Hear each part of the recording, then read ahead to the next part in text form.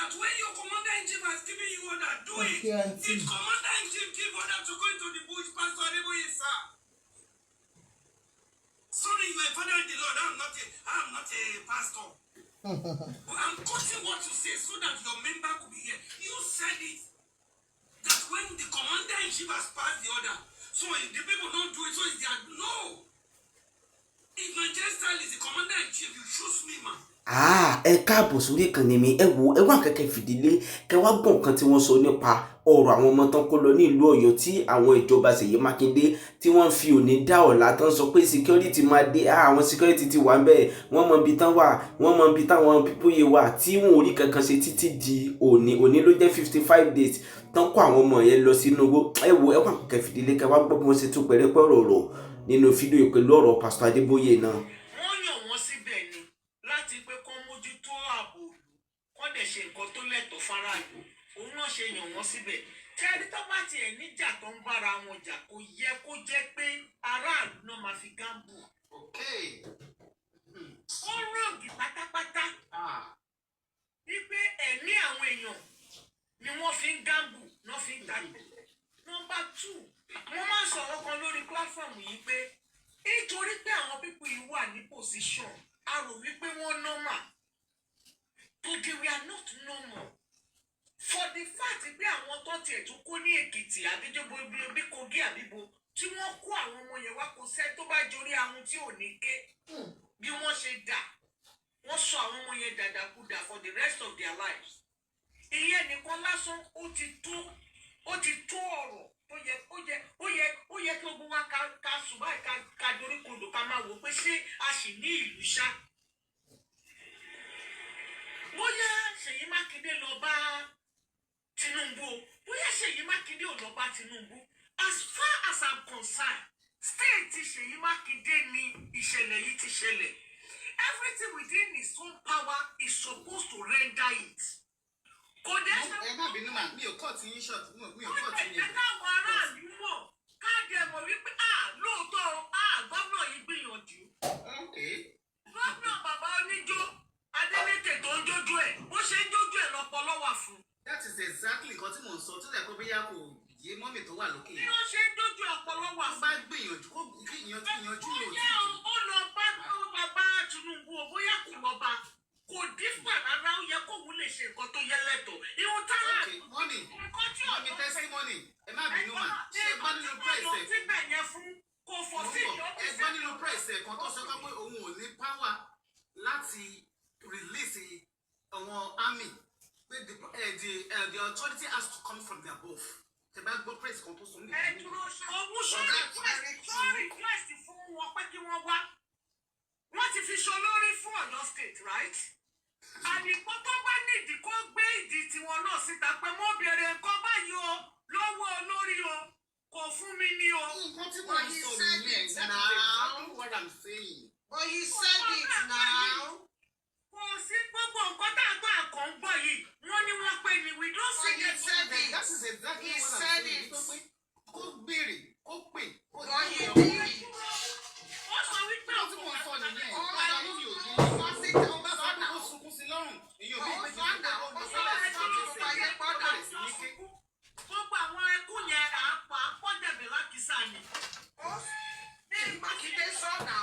Láàárín 3 days sí nǹkan yìí ṣẹlẹ̀ gẹ́gẹ́ bí olórí ìlú yẹn òun ló yẹ kó sọ wípé okay o set for the defence minister àìní sọ́sọ́sọ́sọ́ bá kọ̀. Kò lè set for defence minister.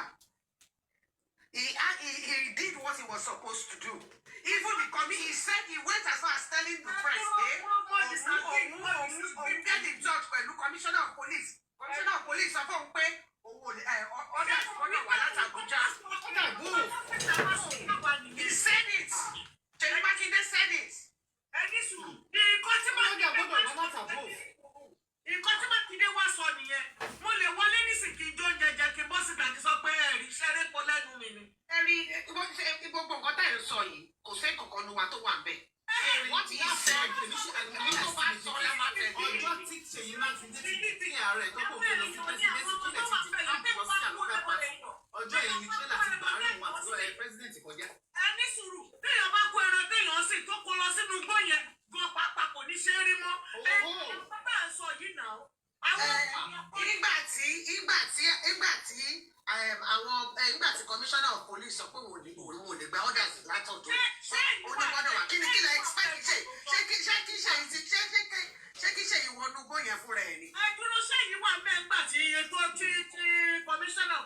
sọ bẹ́ẹ̀ fún. That is what he said.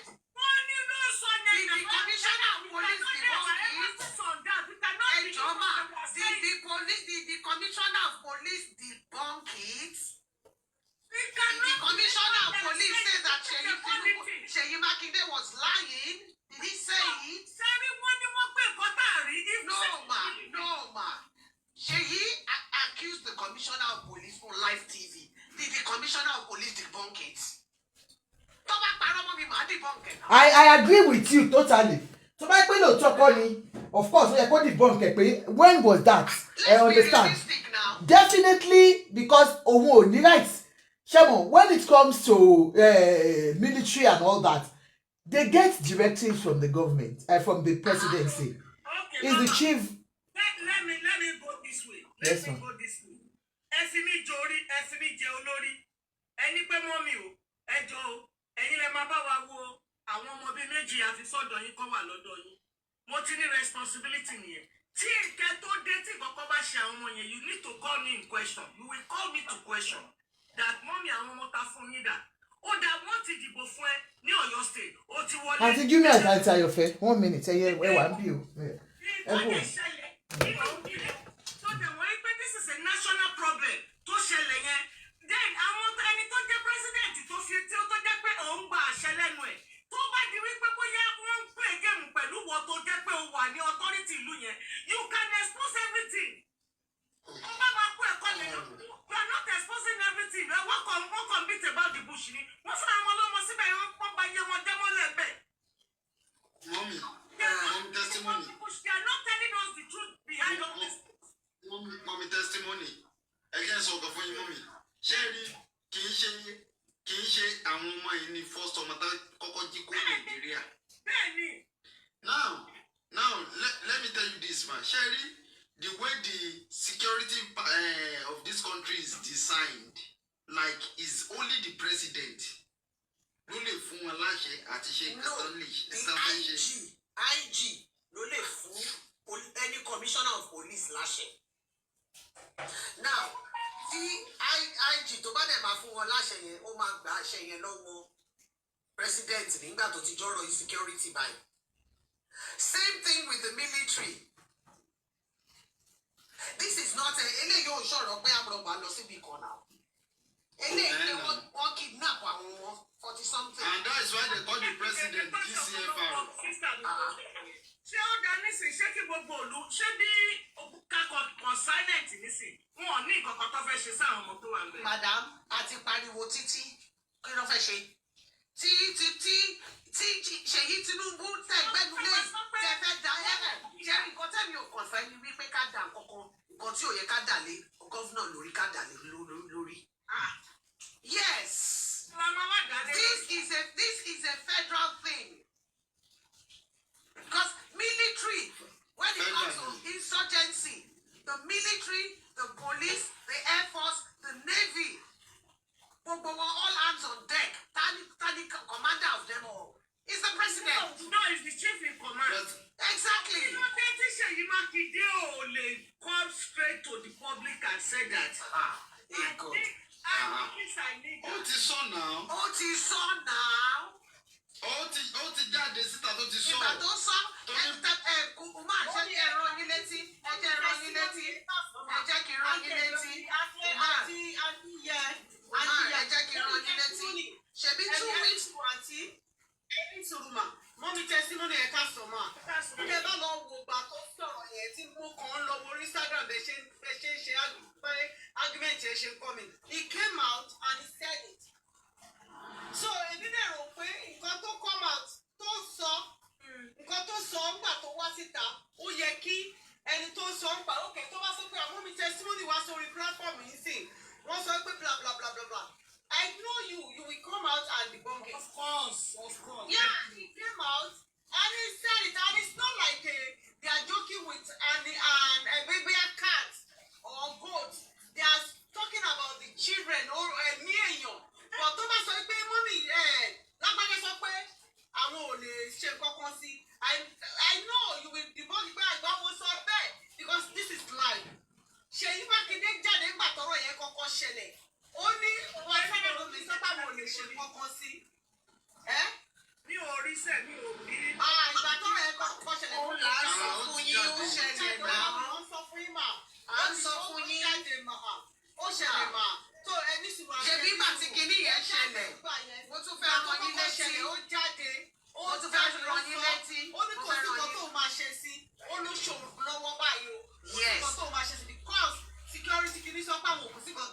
ṣe sí. And without them, he cannot do anything. That is it. Àǹtí wọn, bóyá mọ́mí ò mọ̀ ń gbà yẹn ni. So mo kàn ní kí n bá mọ́mí sọ̀rọ̀ bẹ́ẹ̀ ni. Ó bẹ́ẹ̀ gbọ́ ẹ̀ àǹtí. tó bá jẹ́ wípé Ṣèyí Mákindé jáde ó sọ̀rọ̀ èèyàn méjì mẹ́ta ò lè kúrò ẹnu èèyàn méjì mẹ́ta la ṣáà ti máa fìdí òdodo múlẹ̀ íńtánẹ́ẹ̀tì ò dẹ̀ ní gbàgbé. That means this man that we call the chief in command yìí, then what is the next thing to do? Kó resign now. Kó resign kúrò ń bẹ̀. Ogun ti fẹ́ kó lẹ̀. ológun kó fẹ́ kú síbẹ̀ ni. Ogun ti fẹ́ kó lẹ̀ Yorùbá lọ tí ò bá ní nǹkan kan tó lè ṣe sí. Ṣé máa ń wo nǹkan tó ń lọ every hour lórí internet? Tẹ́ ẹ rí báwọn Fúlàní àwọn burúkú yẹn wọ́n ṣe ń kó ọta àgbọn kiri. Rọ́ṣẹ̀tì oríṣiríṣi ló wà lọ́wọ́ wọn. Mélòó la fẹ́ ṣe ń bẹ̀? Mélòó la lè ṣe nílẹ̀ Yorùbá ń bẹ̀? Ṣèyí Mákindé mọ̀ pé political move ni ó mọ̀ pé wọ́n mọ̀ ṣe kinní yẹn ni. So I mean there's nothing he can do about it. Ṣebí wọ́n ní pé kí Sunday kò ṣe bó ti ṣe Sunday kò kò tí wọ́n ṣó ti lọ kó wọn jáde àbí kò tí lọ kó wọn jáde. That is all I know. They are using the Nigerian lives as pawns. Ẹ tó bá mọ chess. Nígbà tí fẹ́rí dá Pawns ni wá. ọba ní ọ́fíìsì kí nìkan tó sọ fún mi. Ó ní at this stage of my life pé òun ti ìwọ tó òun lò ní ayé òun yìí ó ti tó. Pé òun lè ṣe anything. Kí ló ti ṣe báyìí? Ẹ̀mí èèyàn láyé ṣe ẹran. Ó fẹ́ take over Ọ̀yọ́ state ni. Níbo la kọjú sí sí? Ó ṣàfẹ́ gba Ọ̀yọ́ state. Ọ̀yọ́ state ló wà lójú ẹ̀. Tó ṣe kò tí lọ 8 years báyìí ní ọ́fíìsì yìí tó dẹ̀ tún ṣe tó tún ti decamp lọ sí another party tó fẹ́ contest for presidency. It is his right to decamp. It is his right to contest. Kò sẹ́ni tó ní pé kó má decamp. Ó fẹ́ kú síbẹ̀. So why is it that Tinubu? Ó fẹ́ kú síbo. Why is it that Tinubu must victimize people? Why is it that Tinubu wants to take over the whole state? Man. Ó dẹ̀ fẹ́ sọ Nàìjíríà dèkó náà. Ó jẹ́ òun nìkan ló ní Nàìjíríà dèkó. Is he the only person in this country? Òun náà là ń sọ fún mi. Òun àìjáde tó gbọ́ èyí náà. Ó ti wọ presidential kìíní kan ta gain. Òun náà là ń sọ yìí. Kankan náà là ń sọ. Òun náà là ń sọ. Ṣé mo pé Èkó Lagos State is in Tinubu's pocket. And he wants to put the whole of Nigeria in his pocket. This man wants to behave like an emperor. He's an imperialist. Kéèyàn wà bẹ́ẹ̀ kó máa lò Ẹ̀yin lẹ sọ pé system kò of possible government. lò. Ẹ̀yin lẹ sọ pé kò possible. Ẹ̀yin lẹ sọ pé kò possible. Ẹ wo kọ́mpà. Ẹ wo orú kìíní tó. ok ó dà pé wọ́n ń sọ̀rọ̀ lọ́wọ́. Ọbẹ̀ dà pé bí a kọ́ ni. Ọbẹ̀ dà pé ṣé rí. no ó dà pé. Wọ́n kàn sọ wípé kò possible ni. Ẹ wo kìíní tó ṣẹlẹ̀ pẹ̀lú Dis Adéyẹmí. Ṣé ó yẹ kí Gbajabiamila kó ṣì wà ní Àbújá? Ó yìí wà ní Aso. bọ̀ kíní yẹn wà confusing o ẹ wo ní tí VDM tó interview bọ̀bọ̀ yẹn. I'm not saying pé Gbajabiamila might not be complicit. Yeah. Niger style. Yes, Let me ma'am. say something here. We are not, all of us are learned. Yes, ma'am. Yes, ma'am. Gbogbo wa la dẹ̀ mọ̀ wípé for you to say something is fake, is a fake agency. You should, that so-called fake agency Has an office. 20 accounts Yeah. with CBN, Kábíyèsí with Ọlọ́run. Central Bank of Nigeria. The so-called fake agency. Budget wà lórí national budget. The so-called fake agency. The so-called fake.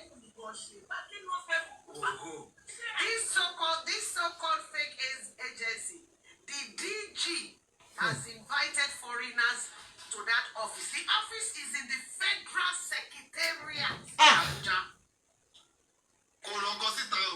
This so-called fake agency transfer àwọn èèyàn láti Ministry of Trade and Commerce lọ síbẹ̀. 300 workers ló wà under man. So who is in charge of it? The so-called fake agency. This so-called fake agency. Senate Senate wa. Pictures ẹ̀ wà. There are pictures of him with the Senate. There are pictures of him with who again, Timothy Eri. This said, what your picture pẹ̀lú Shettima? Even with the EFCC kidney. Then. Yes. So, ẹjọ́ ta ló dé? Ṣé àwa ló dé ni àbáwo ló dé? Wọ́n máa lo máa yẹn as scapegoat at the end of it. Èmi ni pé kó má lọ jẹ́ pé wọ́n máa pàdánù bó ṣe pọ̀ rẹ̀. Bó ṣe pọ̀ rẹ̀ dà. God bless you. Ọ̀rẹ́ yẹn kú. Yes. Inferno ni. Inferno. You can do and undo. Because ọ̀rẹ́ tó jẹ́ the middleman between òun àti Gbajabiamila wọ́n ti. ẹjọ́ náà ẹ má bínú ayọ̀fẹ́ ẹjọ́ ẹgbẹ́ lomi sí sport ní mo wà ṣoṣù wa ṣé mo kàn gòkè nígbà tí okay àwọn ọmọ mi all right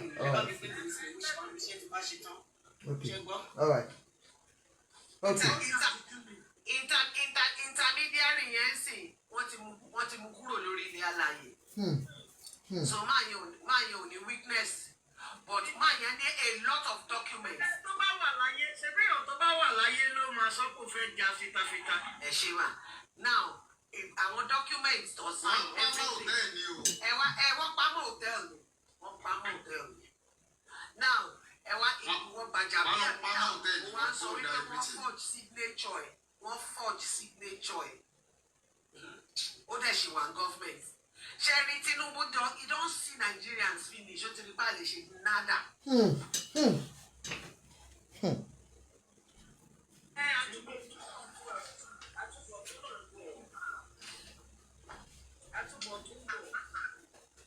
Ti rí báyìí ṣe nada.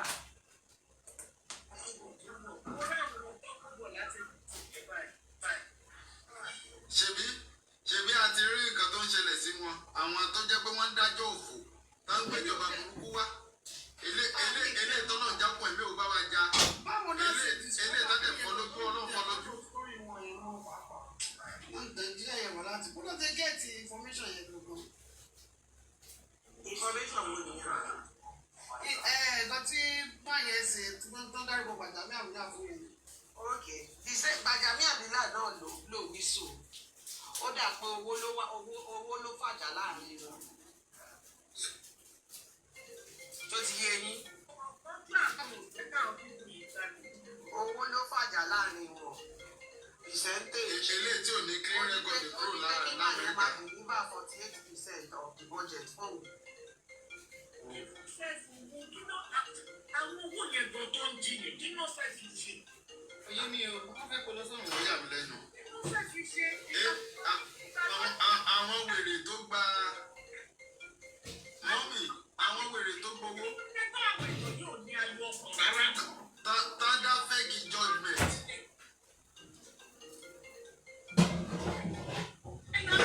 Àwọn wèrè tó dá fake judgment ẹ̀ rí nǹkan tójú wọn rí.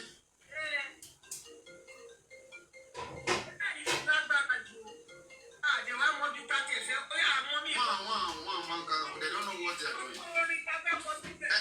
Ẹ tún máa gbọ́ mọ́ mi o. Èèyàn tán ní àwọn tó ń sọ pé wọ́n ṣe fake agency. Wọ́n ló kọ́kọ́ gba 400 million lọ́wọ́ òun.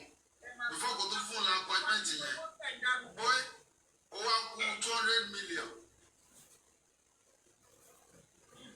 Pé ó tún wá 200 million, that is 600 million in total. Ó fẹ́ dà pé kò tí fún nìyẹn. Ó fẹ́ dà pé pìsẹ́ǹtì yẹn tó ní kó máa fún un lára bọ́jẹ̀tì yẹn ló wá kọ́ sí wa lápé fún 600 million náà kí ló dé tó tún fẹ́ gba lára owó bọ́jẹ̀tì pé mo ti sanwó fún owó jẹ́sì mo ti san fún ẹ̀ náà so nǹkan tó wá kọ́ sí wàhálà láàrin wọn tó dájọ́ pé yẹn rí nìyẹn and these people they don't know that kò sí kankan tó wà láyé eléyìí tó gbowó tó lọ gba tàǹdájọ́ òfò kiri eléyìí tó lọ gbòjú lọ́wọ́ ẹ̀ pupa owó tó ń gbà yẹn ń sìn igbó náà ti fẹ́ na I don't know mi ìmọ̀ bí tó ń kówó yẹn lọ. Àìsàn náà ló máa fi àìsàn owó yẹn ò ní tó wàhálà táwọn náà máa rí. Àìsàn ni o. Àwọn tí wọn kì í ronú tó bá ń ronú kì í wọ́n fi ti màmá gíga ó máa fi kọ́gbọ́n rẹ̀. Òun náà wọ́n máa ń fi bẹ́ẹ̀ rí pẹ̀lú pampers. Wọ́n ronú ni. Wọ́n ronú rárá. Ó ká omi kán lẹ́nu ẹ̀ báyìí. Owó tó jẹ́ pé ìkọ́ tá à ń sọ yìí just 7 péré ló wà láàrin láìsí. Wọ́n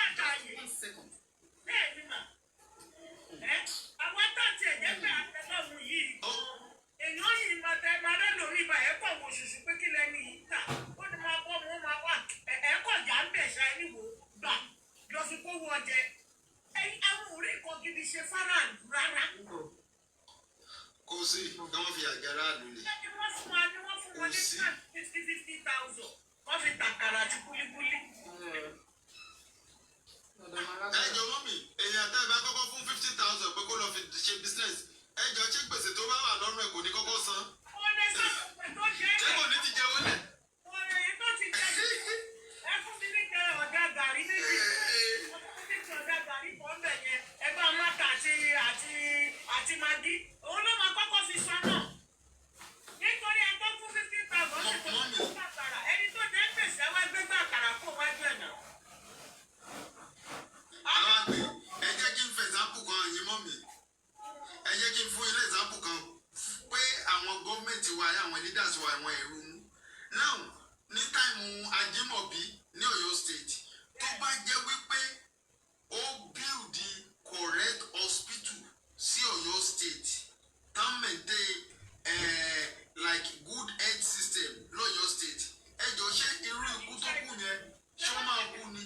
àwọn ti pè ti ṣe ṣé wọn pé torí pé àwọn òun pè ti ṣe òun ni poverty ṣe pọ̀ nígbà tí wọ́n fi àwọn owó yẹn máa kéré sí. mọ́mì kò tí gẹ̀ẹ́tì mi o mọ́mì ẹ̀ tí gẹ̀ẹ́tì mi o ìgbà tó ní covid ńgbà yẹn tó jẹ́ pé wọ́n ti every year space tó bá jẹ́ pé time tán ṣí every year space nígbà yẹn tó jẹ́ pé ó lè fly jáde ẹ̀ mọ̀ kó máa fly kúrò country alọ́gba treatment làbúrò náà nígbà táwọn block air space òun ló jẹ́ kó lè kú tó kú yẹn náà kò ráyè jáde tó bá jẹ́ pé ó ṣe good health care system sọ́yọ́ state ẹ̀jọ̀ ṣó máa kú bẹ́yẹn kó lè kú náà. wọ́n ṣera wọn ni àwọn náà ṣera wọn. nígbà méjì wọ́n á fi kọ́ ṣera. ṣé nǹkan tá à ń sọ náà nìyẹn nǹkan tá à ń sọ náà nìyẹn pé ká ṣe dáadáa. ọ̀rọ̀ wọn o. tó bá yẹ kó opportunity gbà yẹn á fly out ní náà. 80% gbogbo wọn wọ́n ẹ̀rọ tó wà ní political office yìí most of them 80% of them ṣùgbọ́n abroad ni gbogbo wọn ti lọ sí school. wọ́n ṣàwá sí bíbá ẹ̀wọ̀n mi ti ń tàkùn ẹ̀kọ́ tó ṣẹlẹ̀ bíbá. ọkọ̀ pé kó wá jẹ tiẹ̀ ń bẹ̀. connection ló fi ń ṣe gbogbo ẹ̀ wọ́n kọ́ pọ̀ náà ti ara wọn ni wọ́n ti sọ́dọ̀ yìí jẹ́. gbogbo àwọn ọmọ tó lọ jáde tó lọ ṣe ó politics. tó terrible. níbo ló ti fẹ́ ṣiṣẹ́ wọn ríṣẹ́ ṣe náà nígbà tó create iṣẹ́ fún mi wọn pé ẹjọ mọ́mì àwọn tó yẹ kó lọ jẹ kó máa mójútó kíní NURTW tó ń ṣe ẹjọ mọ́mì ẹjọ sà àwọn tó ń ṣe NURTW tó jẹ́ pé wọ́n ṣe transport ẹjọ mọ́mì ṣé kìí ṣe irú àwọn wọ̀nyí lọ́yẹ̀ ká gbà sí NURTW yẹn àwọn tó ṣe transport management ní school but àwọn agbèrò lẹ́kọ̀ọ́ sí náà lè fìdí ìgò kan ó. wọ́n làwọn yẹn pọ̀ pọ̀ sí nuisance kiri ni. wọ́n pọ̀ pọ̀ sí. wọ́n tó yóò gbọdọ̀ takú sórí bridge ẹ̀ sanwó. wọ́n máa jẹ́ ẹ̀ sanwó. tíṣà ni ó wá sọ fún mi ó lóun ti retire. Shamsi, wọ́n ní àgbẹ̀yẹ ti lè sinmi sí. I was expecting na kó sọ pé at least retirement òun ti ẹ̀gbà tó like maybe 50 million àbí kankan for the year of time tó ti wà ní service òun gbáyé báyìí pé then monthly yìí tó máa fóun ṣé mọ̀ pé nígbà tí ó calculate owó tí wọ́n máa fún gbogbo for the years tó fi wà ní service bóyá bí 4 million ni owó tí mo sọ yìí and check it to cost wọ́n divide that 4 million into 3 monthly salary now 23,000 naira. kábíyèsí. bẹ́ẹ̀ni 23 eléyìí wọn sọ story fún mi one on one báyìí. now tell me kí nìyẹn fẹ́ ṣe nígbèsí ayé kí èèyàn. ni nǹkan tó fẹ́ ṣe ẹ wọ ṣé mọ̀ pé àǹtí àgbẹ̀kẹ́ lórí ìjókòó mi níbẹ̀ wọ́n dẹ̀ ọ̀pọ̀ èdè nìyí Jesus. ní 23,000 ọba wà lẹ́nu ẹ máa testify sí nǹkan tí mo sọ ó ní 23,000 ni wọ́n fún un mo dé ọkọ̀ ẹ̀ wà nínú ilé. Hákìnjẹ. He's one of the top officials ní 90 tẹ́lẹ̀tẹ́lẹ̀ kó tó rí pé bàbá yẹn náà sick kó tó retire by force by fire. Now with that 23,000 naira ẹ sọ fún mi ọmọ ọ̀dọ̀ tó wà nílé tó ń help ẹ̀ èlò lè fi kó wọn máa sọ fún wọn yìí. ó kéré jù ọmọ ọ̀dọ́ ìmọ̀ gba 50,000 lóṣù. So all I fẹ́ meet up. ọmọ ọ̀dọ̀ tiẹ̀ wá gbà tó bẹ̀ simply because ọlọ́mọ yẹn ti wà lọ́dọ̀ wọn láti ọmọ yẹn ti gbà tọmọ yẹn kéré lọ́mọ yẹn ti wà lọ́dọ̀ wọn because ó fọmọ yẹn sí school. tí ọmọ yẹn ń lọ sí school pẹ̀lú wọn sì tó kò sí ní tó bá ti máa fọmọ yẹn lówó á ṣe at least maybe 20,000 naira. Ẹ jọ kí ló kù nínú owó yìí. ṣe rí ibi tọ́rọ̀ Nàìjíríà dé ibi tí ọ̀rọ̀ wá dé omi Nàìjíríà o. Kí ló dé kí ló ṣe yìí. tí Yorùbá tábà sì ń bára wa sọ pé lágbájá ló dá tàbí ìdíjà ṣe rí àwọn èèpo burúkú tó wà láàrin Yorùbá náà à nílè fi gan wọn hàn. gbogbo wàhálà tó dé bá wa nílẹ̀ Yorùbá fúnra ara wa la fúnra wa sí àwọn èèyàn wa náà tà wá sóko ẹrú. Bẹ́ẹ̀ni. nítorí ọtọ́sẹ́. Mọ́mì ẹ wo ẹ ní ṣẹ́gun mọ̀. wọ́n ṣe bá àkọ́kọ́ máa jẹ́. ìwà burúkú tó ní láti inú ilé wọn. Ayé yín máa dá a mà. òun ló gbé débi tó wà yẹn jẹ́ bá ti rí tí ò bá ti ní good leader láti inú yàrá ẹ̀ tí irú nígbà yìí bá fi jọ lórí ládùúgbò ó máa bàdúgbò jẹ́ ni. Yorùbá. ṣé rí gbogbo tó dé bá wa yìí jẹ́rí Haúsá kọ̀ọ̀kan ló kó bá wa o àìlódodo àìṣòótọ́ láàárín àwa fúnra wa àìlóòótọ́ àìṣòdodo láàárín wa fúnra wa òun ló kó bá ilẹ̀ Yorùbá. A kò sọ pé àkàwé ní Haúsá gbọ́n jù wá lọ. Wọ́n gbọ́n jù wá lọ gidi. ní ìfẹ́ láàárín ara wa jẹ́kẹ́jẹ́ alájẹpa alájẹtọ́ òun ni gbogbo òun ni òòṣà. So greedy people. Very greedy àwọn tó ní ìtẹ́lọ́rùn. ṣó ti yẹ yí báyìí àwọn ìkà náà ṣe olórí nílẹ̀ Yorùbá tó fi mú àwọn ọba tó pàápàá torí pé bá ni wọ́n yọ. ẹni ò mọ̀ bóyá bí ń pọ́ ọmọ ẹnì kọ́kọ́ ni wọ́n ń ṣe. gbogbo àwọn ọba yẹn náà ló wà nílùú òyìnbó. nílùú òyìnbó wọ́n kọ́ nǹkan lẹ́jọ́ ni. ogún ìbí gbogbo ọmọ Nàìjíríà òun ló wà láàárín àwọn èèyàn kan sákòókò. wọ́n kọ́ lẹ́jọ́ bí ẹ̀dá ilé náà kò sẹ́ni tó lágbára àti gba ilé yẹn lọ́wọ́ wọn wọ́n kọ̀ sí àkọsílẹ̀ wẹ́sí. Oyé yẹn ò wá yé wọn ni. Oyé yẹn kò yé wọn ni tó yé bá yé wọn ni. ara wọn ò yá. kéèyàn ní yàrá méjì bọ̀ ṣéèyàn lè sùn sórí bẹ́ẹ̀dì méjì pọ̀ níjọ́ kan. Exactly nǹkan tí mo ṣe fẹ́ sọ nìyẹn. Ipò oyé yẹn ò tí ì yé wọn débẹ̀ ni. Even that 2 yàrá tí wọ́n nìyẹn that yàrá kan even yàrá kan sẹ́ ibi tí bọ́dì ẹ̀ bá gbà lórí bẹ́ẹ̀dì òun ló máa sùn. ẹ wo nínú káwa yìí ẹni tó ṣiṣẹ́ wọ́n máa yọ táàsì lórí ẹ̀. Nàìjíríà wọ́n yọ táàsì mo ná táàsì yẹn sí. àwọn tó oníṣẹ́ ṣe wọn ọ̀rọ̀ wọ́n gbà lóṣù. ẹ̀jẹ̀ ń gba gbogbo àwọn ọkọ̀ ilẹ̀ yọ nínú àkáǹtì àwọn èèyàn nínú báńkì. tó ẹ sọ fún mi nísìnyí ìlú táwọn náà wá tó ti wá ń gba àwòsàn tó wá ń gba gbogbo èyí. àwọn kan náà ṣiṣẹ́ yẹn sílẹ̀ ọmọ Yorùbá ọmọ dúdú wo ọmọ Nàìjíríà ọmọ Áfíríkà wo ló wá sí ìlú ìjọ ní sọ táàsì.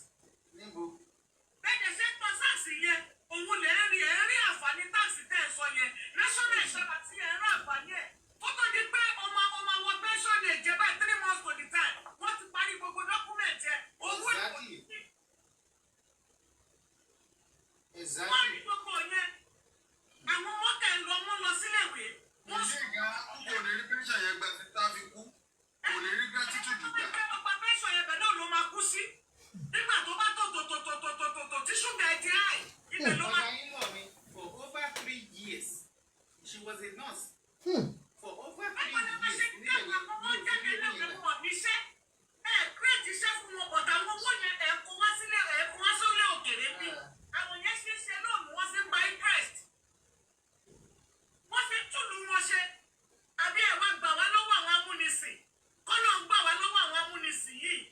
Ọlọ́run ẹ̀ ṣe pé mọ́mí àti Àjọkẹ́ Èkó náà wà. ibi yóò mú wa láti dúró sí i ṣé ìlú wa lè dá ká máa fò ká máa ṣe bí àfòmọ́ káàkiri ayé. ilé làbọ̀ sí mi ọkọ̀ lé làbọ̀ sí ṣé ká wá sí mi sọ́wọ́ Boko Haram.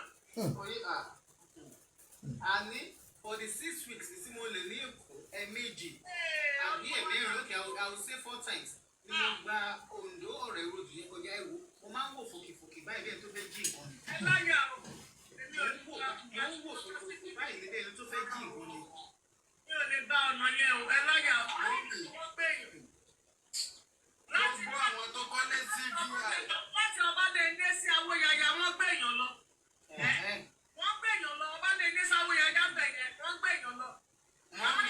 kéèyàn tiẹ̀ ẹ sọ̀rọ̀ kan lẹ́ẹ̀kan. kò sí nǹkan tó ń jẹ́ bẹ́ẹ̀ pẹ̀lú mi. ẹ sọ̀rọ̀ kan lẹ́ẹ̀kan yẹn pé wọ́n kọ́ lé jọ pé wọ́n kọ́ gbogbo ẹ̀ tẹ́ bá dé bí tẹ́ dé ìkó èmi lè ń sọ bó ṣe bá dùn tẹ́ dé àwọn Banana Island yẹn ilé ṣòfò síbẹ̀ ilé ṣòfò síbẹ̀ wọ́n empty. I want to come àwọn back. mẹ̀kúnnù tó yẹ kó I'm bá going yẹ to pa off it káwọn and rẹ̀ǹtì come wọn back rẹ̀ǹtì because I don't want it to be more than 1 hour. kìnìún náà kó sí Please àwọn wait haúsá ló wà for nínú me. géètì kò sẹ́yìn tó lè bá wọn gbà á ilé wa ṣòfò lọ empty houses òun náà lè jí kó tán lọ́ndà ẹ̀ Wait me. òun náà fi kọ́ gbogbo nílẹ̀. wọ́n ti pa àwọn èèyàn lẹ́kún lọ ní gbogbo ẹjẹ́ ọ̀sàdé àwọn èèyàn tó wó ilé lọ rẹpẹtẹ tó ń ta àwọn ilẹ̀ yẹn tó tà fúnra wọn. wọ́n tẹ̀dí gbogbo kọ́dínẹ̀tì ìwé tó dọ́kúmẹ̀ntì tó wà lọ́wọ́ àwọn èèyàn wọ́n tẹ̀dí ẹ̀ wọ́n nílẹ̀ ìjọba ni wọ́n ní ẹ̀ ń ta fún foreign investor ìyẹn kan èmi náà victim ni mí. Yes o. victim lèmi yìí náà wọ́n lè ó lágbára o. wọ́n gbẹ́dọ̀ gbẹ́sẹ̀ yìí. mọ̀mí testimony wọ́n ti compensate yín ni wọ́n ti compensate yín ni. níbo ni compensate wọ́n máa akẹ́kẹ́ gbé gbogbo ẹnu ẹ̀ kúrò ní orí nílé yìí ní ìjẹ́. Mommy, ó bèrè question ní náà mọ̀ pé bó agent wọn ni wọ́n mọ̀ bóyá. ọmọ ẹ̀kí máa sì yẹn kó padà pa á. ìráyè tiẹ̀ ibi tẹ́ bá káwọn ọmọ wa sí la sọ pé kẹ́ lọ kó wọn wá. Mommy, ẹ kí sáré bèrè question lọ́wọ́ Archangel. Archangel, can you unmute and please respect this platform as usual, please. I always respect the platform. No disrespect. Ṣé ilẹ̀ ta glasses mọ́mí testimony tó ní flower lẹ́gbẹ̀ẹ́? Ṣé ilẹ̀ ta? Mo like ẹ̀. Ẹ fi jù. Archangel, take your time. Now, ẹ ṣeré kàlẹ́ tó bá wá bá wa ṣeré abẹ́ ṣeré tó bá ti wá gbé wá ní gbogbo náà máa gbé fún ẹni ó pọ̀ lẹ́ o. so Archangel, please, we have seen that in the past 3 weeks. Jẹ́ kí sáré bá Archangel sọ̀rọ̀ ẹ jọ̀ọ́. In the last few weeks, we have heard you people saying, because I know you belong to the Tinubu administration, you are part and parcel of them, and you are always everywhere to protect them. But for the past, it's 56 days now that the children are missing, and for the past few weeks, you have told us that àwọn leaders, àwọn tó adopt àwọn ọmọ yẹn wípé àwọn ọmọ oríire ni. That was first thing you said. Then secondly, you said the place has been surrounded by the military men for the past 3 weeks. And then we said Omowole Sowore told us that those children and teachers are no more there, that they have been taken away to Kaduna. And since then, you have debunked that. The government have said it's a lie. Then this VDM came out to tell us that, look, the state government has paid ransom and the children were still not returned. And then the state government came out and said it's a lie, we never paid any ransom. So who do we believe? And as of today, we have seen the Minister of Defense saying that they should shoot at sight any bandits. Yes, they said he has been saying that for a very long time. He's coming out to tell us now that, you know, we shouldn't be worried that the military are on ground in that place now. That is the latest one that we got today, that the military are there and that they have gotten information about the bandits that really abducted those children. It's like every day we are being reassured and nothing is coming out. What is happening, Mr. Archangel? Thank you very much, ma. I appreciate you for giving me this great opportunity to be on your live once again. Mo jẹ́ kí gbogbo lé. Ẹ wo ẹgẹ́ báyìí sọ òótọ́ òkodoro ọ̀rọ̀ tó wà lórí mátà yìí. The situation on ground is very, very delicate.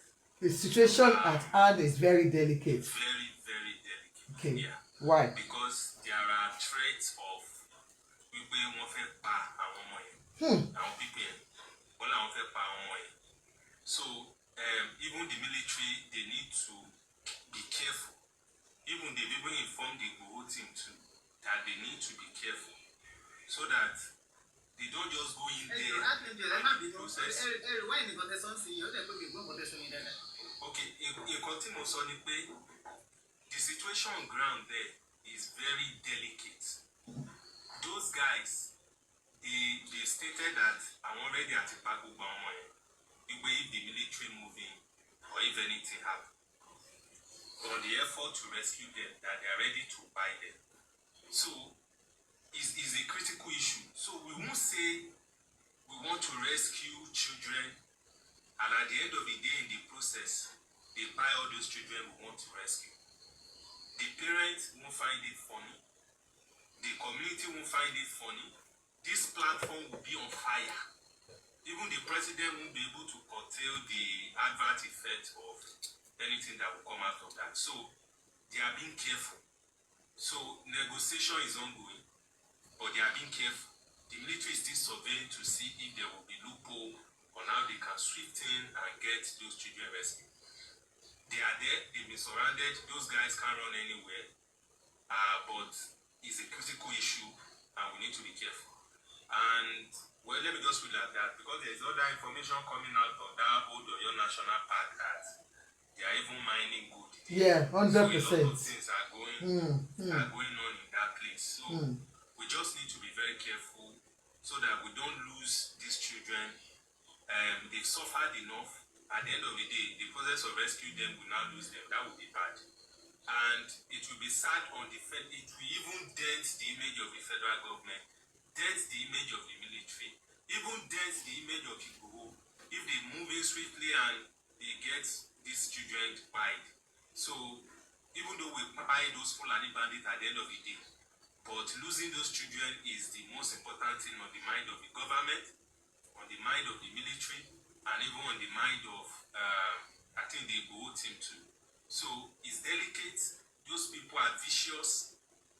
For them to buy that child you saw, and they even buy the teacher, it tells you that these ones, they are ready to buy anything. So it's critical. They are treading that path carefully so that we don't lose these children.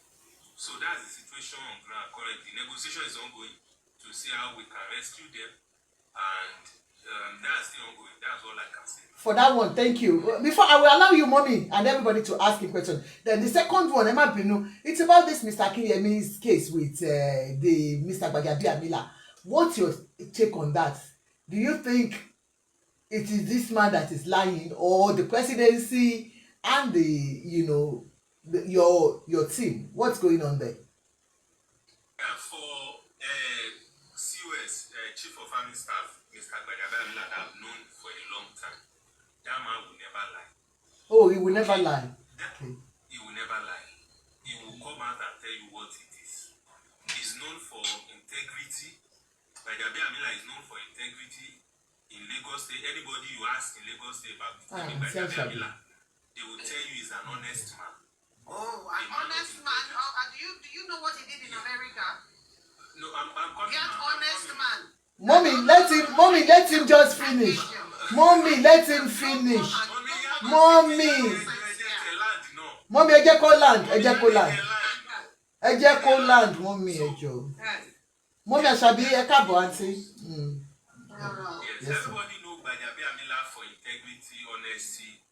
All he did for Surulere, even when he was House of Rep member, even when other politicians not do anything, he took it upon himself to do a lot for his constituency. So, that Prince guy, the question we should be asking, when was that ministry created? That ministry, yes, that ministry has been in existence, not even within Tinubu government. They kind of changed name in a way. It's been a while. They get allocation. Is a fraud.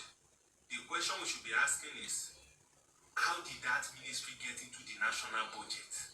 How? And that's what we are asking you, because you people are in charge. Yes. So there is a. I need to come in here. Wait. Sorry, ma. No, wait. Auntie Yenny, please let him finish, because people are still asking him questions. They are going to ask him questions on the first one. Yeah. Mommy, testimony is going to start. Yes. So go on. Investigation is ongoing, and the lies that the guy was telling about Honorable Femi Gbajabiamila is total fallacy, is a lie, and matter will be dealt with amicably. Okay, thank People you. will go to jail, people will be fired, and how those Ruthlessly. ministry come into place in the first place, how the what's it called? Budget committee in the House of Rep and even in the House of Assembly, how they managed to pass this thing without really vetting, even the budget office itself. A lot of people are going to dance to the tune. Having an account in CBN. Under their Yes. Okay. Even with CBN, a lot is going to happen. Just wait and see, because investigation is ongoing as we speak here. Okay, thank you. Hold on now. Testimony, mommy, testimony, ma. Auntie Yanni, please, mommy, testimony first. Then you, ma, please. Yeah, mommy, I just testimony. want to ask him one thing about that integrity, the word integrity. Yeah, you will ask. Miss Mommy, testimony was about to ask question and I stopped her. Please allow her. Mommy, oh yeah. My mommy. Ṣé o ní direct communication pẹ̀lú number one? Tabani number one here, President Bola Ahmed Tinubu. No, I don't have direct communication with him, but we have people close around him here. So, iṣẹ́ wo gbọ̀ngàn ni wọ́n ṣe fún wọn gbọ̀ngàn? No, to be honest, to know your position, so that I question to my game. Yes, that's a very good question. The best I could answer that question is we are one of the Tinubu boys. I won't be able to disclose more than that what I do. In fact, I love him. He's saying the truth. I am one of the Tinubu boys. Because Benny. one of his boys. I appreciate you for speaking up. Sorry, Toba, I want to talk with one close, no, we need direct contact with you. Number one. I want to close money, schedule my meeting. To help me, I want to talk about somebody by one only play for Kolu. Because there is no Toba Wasibi that pass information here. It's information here, show me. You are just coming here for fun. That's a very more understand the question here. But she was in the connection for you. I was thinking what I want some be. Call it from Molava. Give me contact. I want the contact go to finish number one. So for based on some issues, many ladies disclose who the contact are, like mentioning names. No, I won't do that. So, but yes. All these things you discuss on TikTok always get to. I don't care what other people say on TikTok. No. That's what I'm saying. What you people discuss. Does it really not to them? Yes. What you discuss. Some of these platforms are known to some social media personnel of the president. They come here, they may not come up, they listen always, they listen to conversations, they listen to the complaints of, they listen to complaints of Nigerians. Even prominent ones are online. Someone is even here right now, but I won't mention the name. So they are here. So they listen. We even discuss with some of them that we encourage them to come around, listen to what people say, and they usually come around to listen. Yes. Things you say get there, and they even walk around it. What I'm going to say now to you is that to pass the information and play this to them, Nigeria is not about we are coming here to block or we don't have a job or we don't have any other things. We are passionate and we are sad to see what is happening in our land. This is the only country that we don't need a visa to come in. Wherever we go, we need a visa to go. Even we are citizens in other countries. But the only country need the right to turn the software and when things are not right from the top, I want to answer the not only right for one. Now, more understand the way military I understand what you are saying. You have a point there. Because at the end of the day, Tabashe Bobo Wawan Walaye, Tia Momo Yakoba nǹkan gbogbo ayé. But there are so many ways technology wà níbi pé they can get these children out without laying them inside there. That is why we are shouting. That is why we are crying. Àti rí àwọn ọmọ tó kó wá níjọ́wọ́ bíbá àwọn ọmọ yẹn ò lè gbádùn mọ́ táyé máa táyé bá sì ń jayé ọlọ́run kan ló lè sá. Náà tí wọn ò bá fẹ́ àfẹ́kọ́ pa àwọn ọmọ yẹn yìí náà fẹ́ kọ́ pa wọn. Sunday Igboho náà kò ń ṣe dìdìrì òun náà ní wọnú gbóyè bẹ́ẹ̀ yẹn nira torí àfẹ́ká àwọn ọmọ yẹn. But what is the next thing to do? Tí wọn ò bá ní agbára kan ní technology débẹ̀ tó fi they can ask for help internationally. Àwọn pípọ̀ iṣẹ́ àwa ń jalè nílùú wa contract by barter wọ́n fi ba àwọn ọmọdé jáde. Kó pe àwọn expert nílùú bòmí. Kó bèrè fún ẹ̀kú l'Amẹ́ríkà. Tó bá jẹ́ pé Russia ni kó bèrè help wherever they can ask for help. The technology is there. They can capture these people without those children being hurt. Then mo fẹ́ rán wa létí kọ̀ọ̀kan nígbà tí Iraq tí wàhálà Iraq bẹ̀rẹ̀. Ṣé mo à ń wo life and direct ni nígbà tí wọ́n jọ ogun Iraq Amẹ́ríkà lọ jà pẹ̀lú Britain. Gbogbo àwọn tó capture tọ́lá àwọn fẹ́ pa. There is a way they get there. Even at the gun point, pé wọ́n fẹ́ pa wọ́n báyìí, they bring them down and they still get their people out. So tí wọ́n bá sọ pé wọ́n fẹ́ wọ́n bẹ̀, tí wọ́n ọ̀dẹ̀ gbé ìgbésẹ̀ tó yẹ kó gbé, ìgbà wo làwọn ọmọ yẹn gùn wá ní kú sínú igbó yẹn pẹ̀lú. God bless you. God bless you.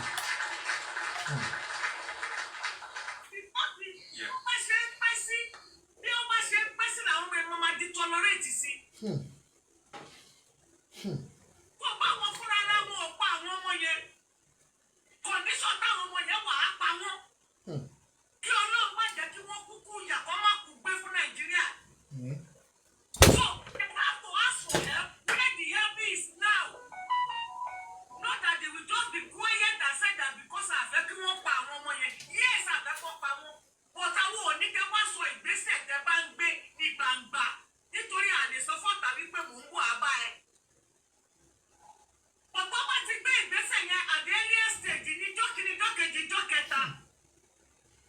Débi àti láwọn ọmọ yẹn gbà. Wọ́n bèrè fún ẹ̀kú káàkiri. Ẹ wo bó ṣe ń lé gbogbo Nàìjíríà káàkiri ní gbogbo orílẹ̀-èdè. Dúdú tún lé wa. Àwa ta tún jọ jẹ́ kọ́lọ̀kọ́ náà tajọ́ ọmọ bàbá kan náà. Wọ́n fẹ́ wá lù ú. Nítorí kíni? Wọ́n á ní ẹ lọ jà fún lu yín kẹ lọ tún lu yín ṣe. Tó bá kàwé tún níbi táwa náà wà yìí, ò ní ríṣẹ́. So kí la wá sọ? Ìlú wo ló wá kúkú govern? So they are not govern the country. They are just there for fun. Wọ́n ṣe ń ṣèjọba kọ́ lọ́ ṣe ń ṣèjọba ẹ̀. Wọ́n ṣèjọba Dubai. Ẹ lè máa fi aráàlú kẹ́ máa fi gángù kẹ́ máa bàtà aráàlú jẹ́ nítorí pé kẹ́yìn lè wá pòsíṣọ̀. Tó bá wáyé àwọn wo gan lẹ fẹ́ wá jọba lé lórí. Torí gbogbo àwọn tẹ́ ìjọba lé lórí lẹ ti fẹ́ bá yé wọn jẹ́ tọ̀. So tó ayé pa tó bá wá bàjẹ́ àwọn náà fún àwọn ọmọ jáde léèwé náà rí bí lọ. Lọ́n jókòó sílé tó ń bá yẹ ta kàrántẹ̀ tó ta pọ́pọ́ fún kiri pọ́pọ́. Wọ́n lè gbé masters dání. So eléyìí iṣẹ́ kírètì àwọn billions ni wọ́n yá. Hákẹ́njẹ̀ wọ́n ti mọ́kèjì Nàìjíríà. Billions of money they were borrowing. Yet we don't have a job. Our children have no job. They were educated but they have nothing to show off. Nothing to write about. It's so shameful for us to even tell our grandchildren, our children here that when you mention Nigeria, they will say that they are killers.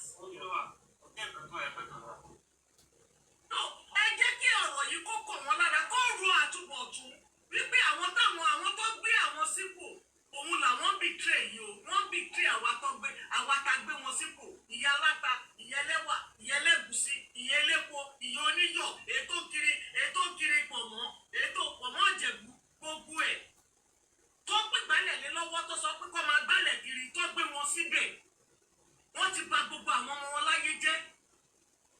Inú ọ̀dọ́ yẹn náà lọ sọ wípé wọ́n ti ṣe ògùn olóró tán fún àwọn ọmọ ọlọ́mọ tán mu wọ́n ti sọ everybody tó lórí burúkú kalẹ̀ so that they can govern us. How is that going to be possible? Provost, thank you. Tẹ bá gba gbogbo àwọn ọmọ tẹ bá bá yé gbogbo everybody jẹ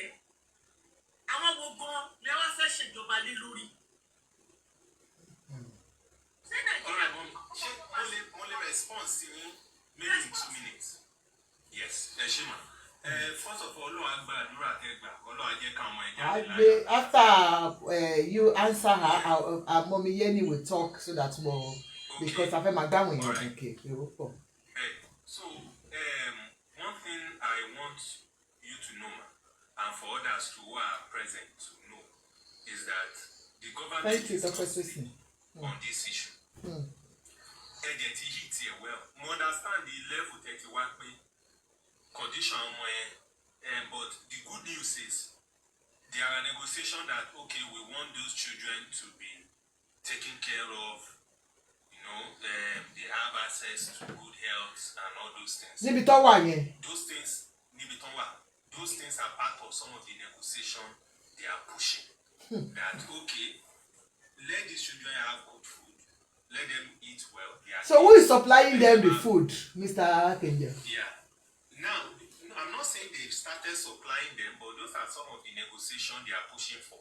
Okay. Because they are listening to those guys, which they are demanding offer.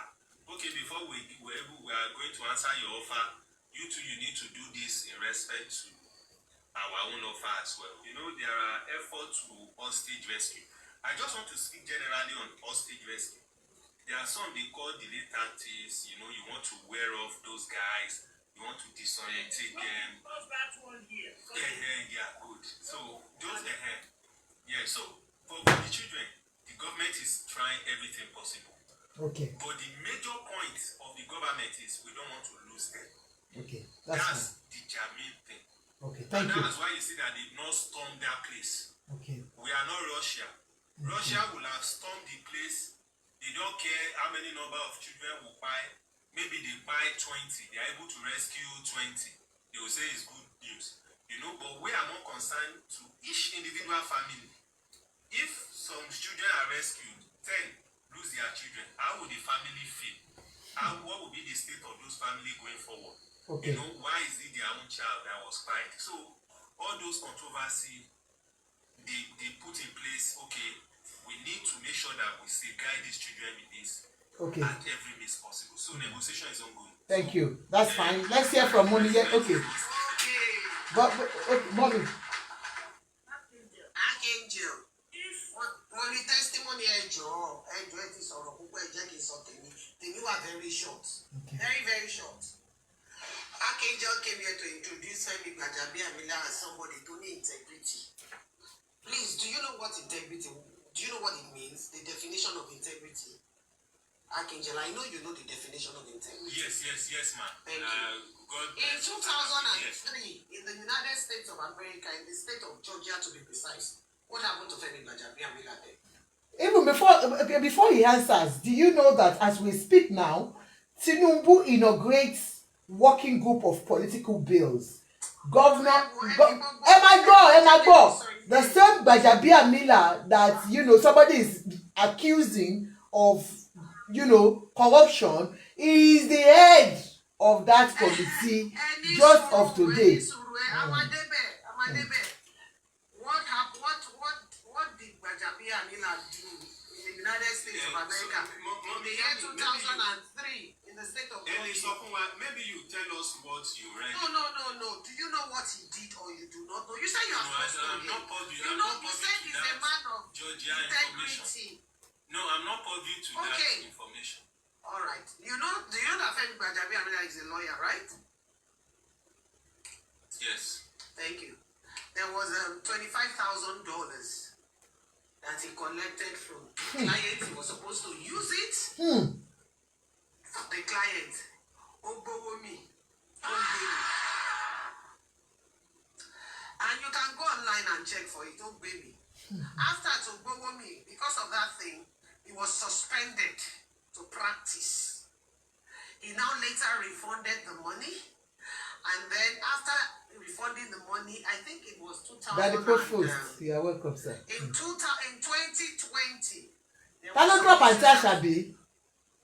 there were some issues that came up again in that same United States of America concerning that same man, and he was permanently, as in he cannot practice again in the United States of America. This is he has integrity. I don't think you know the definition of integrity, sir. He's an international fraudster. Yeah, can I It respond is to not you? allegedly. Maybe Oh. in It 3 is minutes, not in 3 minutes. allegedly. Oh. Yeah, In 3 the state minutes. of Georgia. Yeah. So in 3 minutes, man. When you say someone has integrity, that doesn't mean that people with integrity, issues may arise, issues they make mistake, but because that Niger, please, can you look at the definition? Can you bring out the definition? No. Wait. Niger style, please. I don't have a second. Just look at the definition of integrity for me. I beg. Yes. Before Nigerian man go come define integrity according to Tinubu's law. Because Tinubu has a different law for integrity. Integrity is a quality of being honest and having strong moral or ethical principles that you consistently adhere to, regardless of whether anyone is watching. Consistently. And it's not because anybody is watching you. Yeah. Can I respond? This is a man Can that I has respond? been found wanting concerning fraud. And this particular issue that we are talking about is also fraud. Okay, And you are telling me that man has integrity. This same man, sir, hold on. This same man, sir, his name was mentioned during the Beta Edu Gates. You know what I mean by Beta Edu Gates? Yes. Femi Gbajabiamila's name was mentioned as well. This same man, integrity my ass. So, what I want to say is, when you have people who have integrity as a core value, that doesn't mean that issues do not have. Where the integrity lies is, this issue happened, I need to refund this money. Okay, so he refunded the money just like President Tinubu too. Made away with some money and left some money, like that one. That President Tinubu case is a different one, but we may get to it later. But this just like Madam Yani has stated, that he refunded the money. So when you meet people who do not have He had no choice. He was in a society where everything works. It's not a system called Nigeria. Yes, but let me land. So he refunded the money, okay? So based on, we don't know what happened. Maybe family issue, maybe technical issue, maybe it was robbed, maybe it was, we don't know what happened that the money, he couldn't do what he needed that money to do as of that time. It's another story for another day. I'm joking. Why didn't he use the money to do He what used he needed the to money use the for money? himself. He turned it. No, ma, we did not have the information. So you didn't even state it that he used the money for himself. But the good news is he returned the money. It shows a man that has integrity, rightness, and he returned the money. It will even be that maybe the business failed. Who knows? But he refunded the money. He had no choice. Okay, I just want to ask one question. Do you think in a sane society, somebody that has something of that nature, either in the past, present or future, can have the opportunity to get to that level of policy making or leadership in a society? Look, there is a case in politics right now. There was this guy that was contesting for a senate and his former girlfriend came to out to say he forced him to have sex. Just because of that alone, everybody clamoring for him to just resign. Just like here to go tell him, girlfriend gets me, so he wants to talk about girlfriend, yes, so that's all. What you do on us, àwọn ìlú tó tí ọpọlọ àwọn tó ń bá sọ̀rọ̀ pé ní ṣé kí akéde I just pity you because why? Because the people you are defending, I don't even know the recognize what you are saying. I don't even think they